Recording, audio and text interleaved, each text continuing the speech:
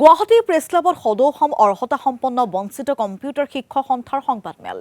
UGC certificate নথকা বাবে বঞ্চিত হোৱা পূৰ্বৰ শিক্ষকসকলক নিযুক্তি প্ৰদানৰ আহ্বান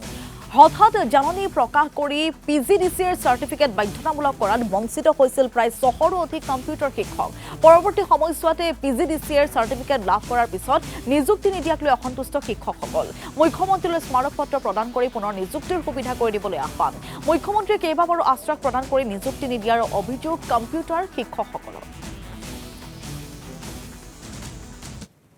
2018 চনত এটা নোটিফিকেশন উলিয়াই দিছিলে তেও তাত দিছিলে যে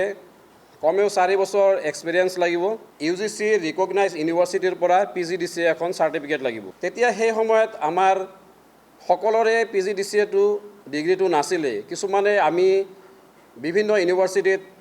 পঢ়ি আছিলো কিছুমানে ৰিজাল্ট দিয়া হোৱা নাছিলে কিছুমানে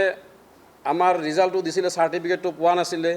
এনে ধৰণৰ পৰ্যায়ক্ৰমে হৈ আছিল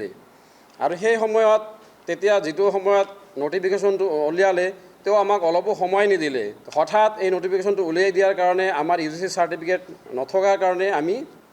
ডক্টৰ বাণীকান্ত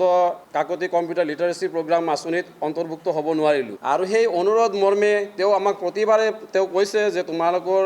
কামটো মই চাই আছো ঠিক আছে তোমালোকৰ কামটো মই কৰি দিম এনে ধৰণৰ আমাৰ আশ্বাস প্ৰদান কৰি আহিছে আৰু তেওঁৰ প্ৰতি আমাৰ বিশ্বাস থকাৰ কাৰণে যোৱা